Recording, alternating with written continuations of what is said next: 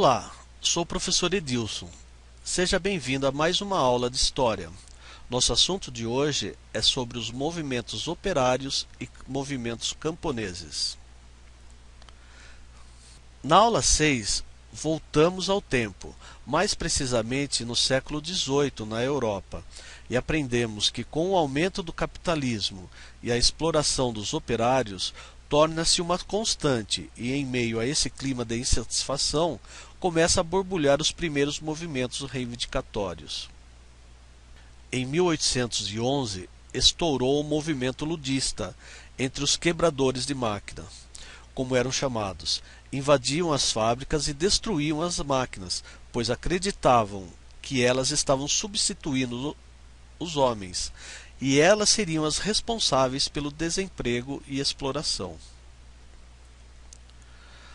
Aos poucos, os manifestantes constataram que não eram contra as máquinas que deveriam reagir, e sim contra o uso que os proprietários faziam delas, abusando da mão de obra dos operários.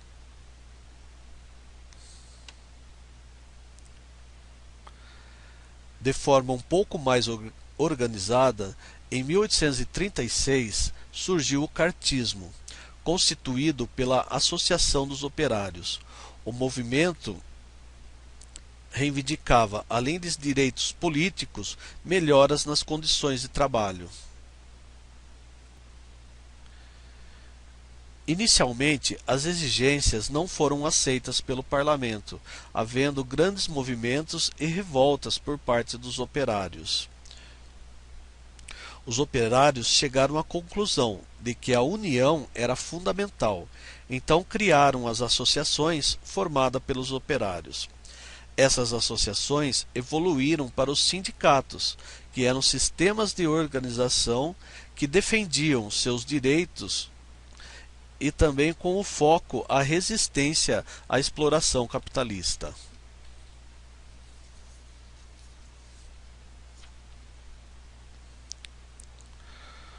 No Brasil, com a chegada dos primeiros imigrantes europeus, as ideias revolucionárias foram difundidas entre os operários das indústrias. O movimento operário brasileiro cresceu entre 1917 e 1920, quando as principais cidades industriais aderiram à greve geral, exigindo dos patrões melhores condições de trabalho e melhores salários. Em sintonia com as ideias que levaram à Revolução Russa, o movimento operário começou a tomar força. O governo, tentando justificar que o movimento era controlado por lideranças estrangeiras, levou ao Congresso a aprovar, em 1921, a Lei de Expulsão dos Estrangeiros, que permitia a deportação sumária de lideranças envolvidas em distúrbios e o fechamento de organizações operárias. O principal alvo dessa lei eram os anarquistas.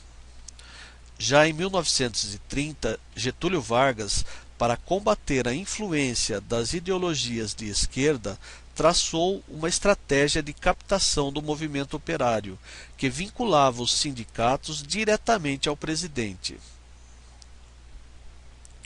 O período getulista foi marcado por grandes avanços na legislação trabalhista, cujo maior crédito é o estabelecimento da CLT, que é a consolidação das leis do trabalho, com o principal objetivo de regulamentar as relações de trabalho individuais e coletivas. Como resultado da Segunda Guerra Mundial, pelos acordos estabelecidos pelo Brasil com os Estados Unidos para lutar ao lado dos aliados, tem início a siderurgia nacional, dando maior desenvolvimento à indústria de base nacional no início da década de 1950. Entre 1950 e 1960, ocorreram grandes greves em massa, ambas em São Paulo, como a dos 300 mil em 1953 e dos 400 mil em 1957, visando a reposição de perdas salariais, considerando que desde a sua criação em 1941, o salário mínimo não havia sido reajustado.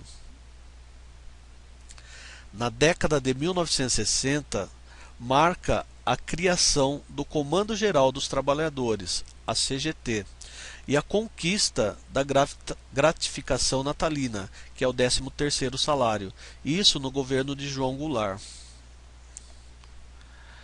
Nos anos de 1970, no período em que os militares governavam, o Brasil se encontrava em um momento de grandes tensões nos campos políticos e econômicos.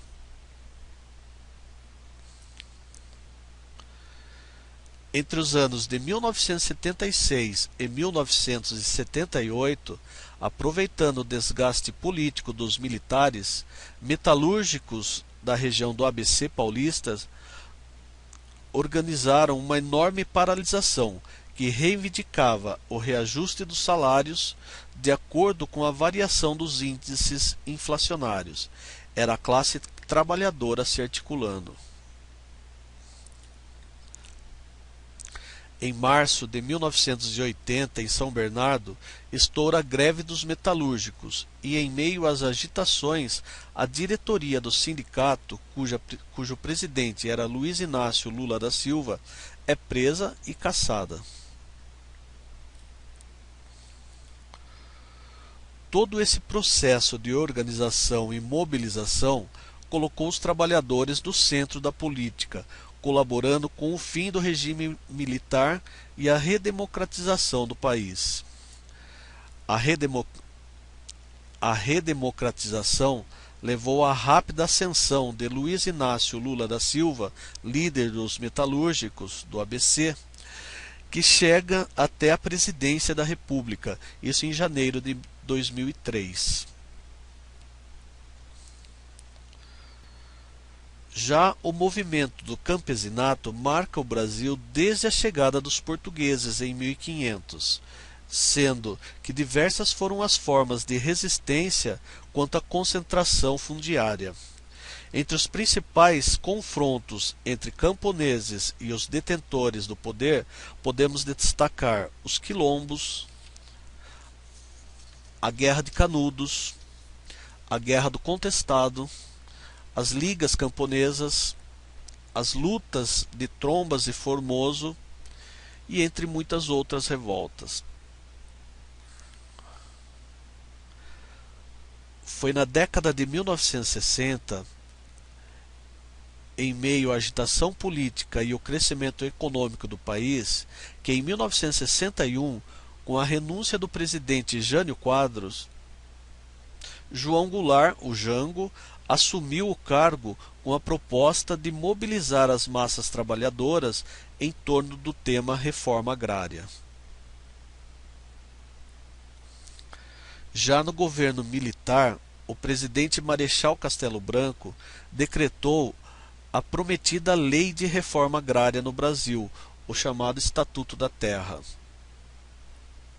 O estatuto jamais foi implantado. Na verdade, foi um instrumento estratégico para controlar as lutas sociais e desarticular os conflitos por terra. O MST trata-se de um instrumento importantíssimo na transformação de uma realidade rural no Brasil, pois a reforma agrária valoriza a função social da terra, assegurando os direitos do trabalhador do campo. Assegurar os direitos do trabalhador do campo é, no mesmo tempo, defender sua dignidade enquanto brasileiro.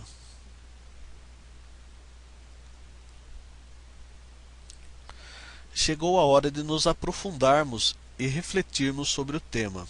Responda às questões propostas. Na década de 1990, os movimentos sociais camponeses e ONGs tiveram destaque ao lado de outros sujeitos coletivos. Na sociedade brasileira, a ação dos movimentos sociais vem construindo lentamente um conjunto de práticas democráticas no interior das escolas, das comunidades, dos grupos organizados, na interface da sociedade civil com o Estado. O diálogo, o confronto e o conflito têm sido os motores no processo de construção democrática. Segundo o texto, os movimentos sociais contribuem para o processo de construção democrática, porque, alternativa A, determina o papel do Estado nas transformações econômicas. Alternativa B, aumenta o clima de tensão social na sociedade civil, pressionando o Estado para o atendimento das demandas da sociedade. Alternativa C, privilegiam determinadas parcelas da sociedade em detrimento das demais. Alternativa D, propiciam a adoção de valores éticos pelos órgãos do Estado. Resposta correta, alternativa B.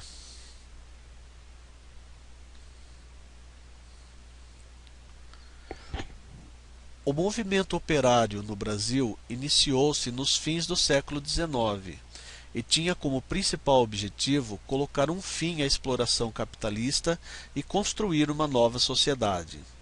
Na década de 1910, viveu anos de fortalecimento quando as principais cidades brasileiras foram sacudidas por greves, sendo uma das mais importantes a de 1917, em São Paulo, em que 70.000 trabalhadores cruzaram os braços, exigindo melhores condições de trabalho e aumentos salariais. A classe operária assumiu a liderança de articulação sindical nacional e sua principal conquista obtida pela greve de 1917 foi a criação do Ministério do Trabalho, cujo objetivo era enfrentar a questão social dos baixos salários. Os anos 20, apesar de alguns avanços em termos de legislação social, foram difíceis para o movimento operário, que foi obrigado a enfrentar grandes desafios, entre os quais o tornou mais intenso a repressão por parte do governo. Apesar disso, não se pode deixar de conhecer que foi nessa década que o movimento operário brasileiro ganhou maior legitimidade entre os próprios trabalhadores e a sociedade mais ampla, transformando-se em um ator político que iria atuar com maior desenvoltura nas décadas seguintes. Tendo como referência o texto, é correto afirmar que: alternativa A, os operários imigrantes não tiveram participação expressiva na organização política do país. Alternativa B, o movimento operário no Brasil, nas primeiras décadas do século XX, recebeu forte influência do fascismo e do nazismo. Alternativa C, a fixação de jornada de trabalho diária de 8 horas agitavam as principais bandeiras da classe operária e início da organização sindical no Brasil. Alternativa D, o sindicalismo brasileiro surgiu no ABC paulista, por meio da organização de greves nas grandes montadoras de automóveis e da superação das diretorias sindicais pelegas, apesar da grande resistência imposta pelos governos da Primeira República. Resposta correta, alternativa C. Terminamos outra etapa. Continue perseverando. Sucesso!